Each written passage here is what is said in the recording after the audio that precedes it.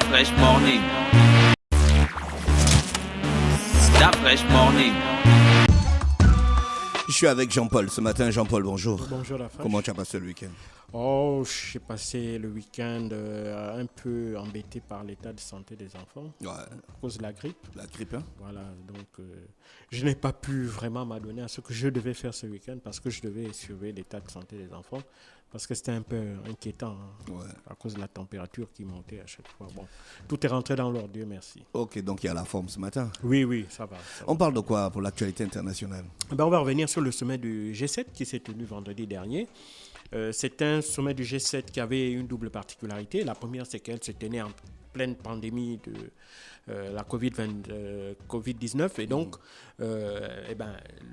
l'événement s'est déroulé par visioconférence. Et puis la deuxième particularité, c'était le fait que c'était la première fois que le nouveau président américain Joe Biden y participait. Et c'est notamment un mois jour pour jour après sa prise de fonction que s'est tenue cette rencontre-là. Alors il faut savoir que outre les dirigeants américains, ce sommet du G7 a été placé sous la présidence du Royaume-Uni, où le premier ministre britannique Boris Johnson avait pris la présidence depuis le mois de janvier de cette année.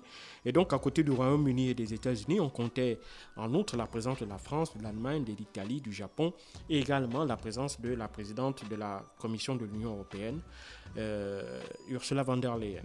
Et donc il y avait évidemment deux thématiques. Enfin, il y avait 2 points dans la thématique de cette réunion. Il y avait d'abord évidemment tout ce qui est lié à la riposte contre la Covid-19, la mise en commun des moyens de riposte. Et puis la deuxième, c'était comment élargir la couverture vaccinale contre la Covid-19, notamment aux pays les plus démunis. Et donc pour ce qui concerne le premier point, Joe Biden il avait déjà fait savoir, même depuis une fois qu'il avait été confirmé comme étant le président élu des États-Unis, il avait déjà confirmé qu'il devait concentrer son énergie sur la réponse mondiale à la pandémie, y compris par la production de vaccins, leur distribution, notamment auprès des pays amis et alliés des États-Unis. Et donc, il a aussi, à côté de cela, il a également réaffirmer, si tu veux, sa volonté d'intensifier les efforts, notamment pour lutter contre les infections émergentes, parce que ces infections émergentes-là ne doivent pas être oubliées par la Covid-19. Il y a d'autres maladies, malheureusement, qui commencent également à faire leur apparition. Et donc, il faut également qu'une attention toute particulière soit apportée sur ces questions-là. Et donc, à côté de ces 2 questions liées à la pandémie, il y a aussi, évidemment, la question liée au vaccin. Il faut savoir que il y a plusieurs types d'initiatives qui ont été mises en œuvre dans le monde, mais il y a une particulièrement qui est la plus importante, c'est le programme COVAX, où on parle d'initiative COVAX. Alors, il faut savoir que l'initiative COVAX a été lancée par un certain nombre d'ONG internationales qui s'occupent notamment des questions de fourniture de vaccins dans les pays les plus démunis. Et donc, depuis la mise sur le marché des premiers vaccins en décembre dernier, on a constaté que seuls les pays riches ont jusqu'à présent accaparé l'essentiel de la production mondiale de vaccins. Et donc l'initiative COVAX vise également à essayer de mettre en œuvre des mécanismes qui peuvent permettre aux pays, notamment les plus pauvres, de pouvoir également accéder aux vaccins et donc de pouvoir mettre sur leur territoire, mettre en œuvre des programmes élargis de vaccination, notamment contre la Covid. Alors, pour cela, évidemment, le programme COVAX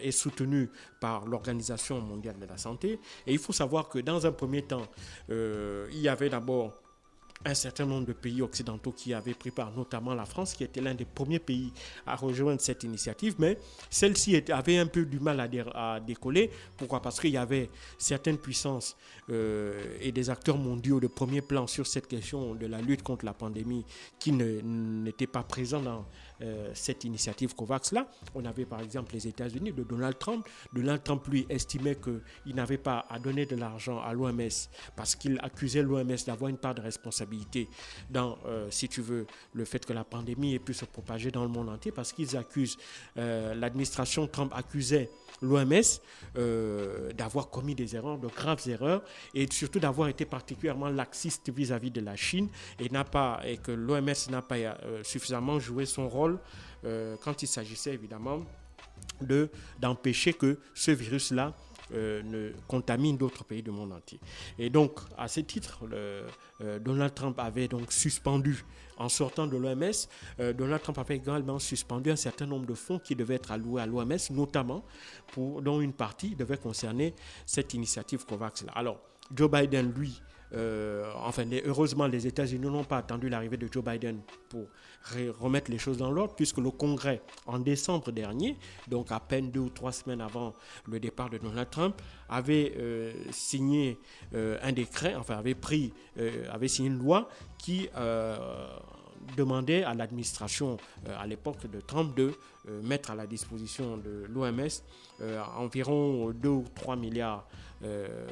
300 millions de dollars pour justement financer cette initiative-là. Mais évidemment, on est loin du compte. Comme je disais, à côté des États-Unis, il y avait la Russie et la Chine qui ne faisaient pas partie également de l'initiative COVAX, mais ce n'est plus le cas pour la Chine, puisque la Chine vient d'adhérer à l'initiative COVAX, c'était notamment en juillet dernier.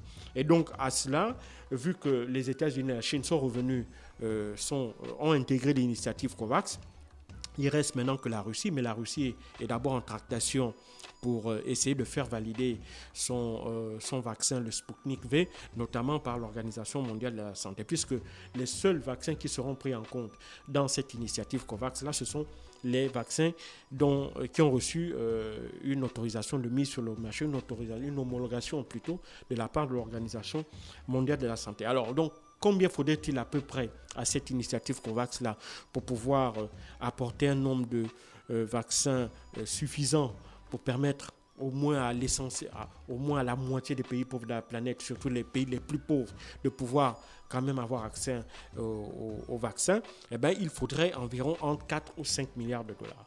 Et donc, on est encore loin du compte, mais évidemment, l'essentiel, c'est qu'il y ait déjà une initiative de la part de la communauté internationale. Et au cours de ce sommet du G7, là, l'Union européenne, par la voix de sa présidente, Ursula von der Leyen, a fait savoir que l'Union européenne va notamment doubler sa contribution au programme COVAX pour la porter notamment à 1 milliard de dollars.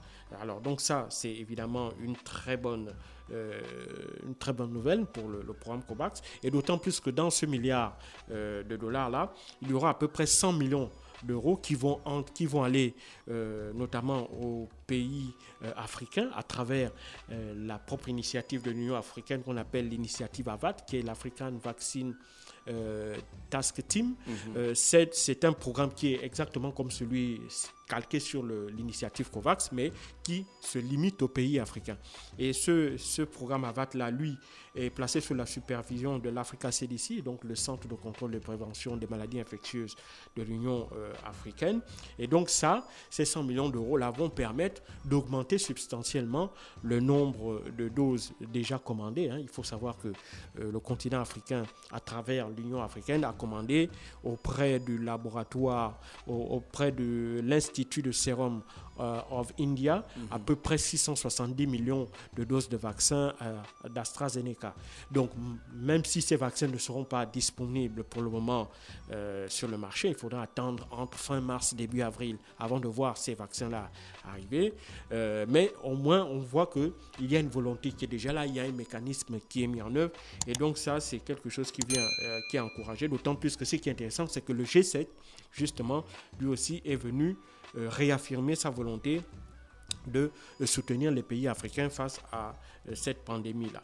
Alors, évidemment, à côté de cela, il y a aussi une autre proposition qui a été faite notamment par la France, c'est-à-dire qu'en attendant que les vaccins issus soit de l'initiative COVAX, soit de la VAT, puissent arriver aux pays les plus pauvres, dont une grande partie sont des pays africains, le président Macron a proposé qu'ils prennent les pays riches qui ont déjà des doses de vaccins, prennent dans leur stock déjà existant entre 3 et 5% de leur stock pour déjà les mettre à la disposition de ces pays pour que ces derniers puissent au moins lancer les programmes de vaccination.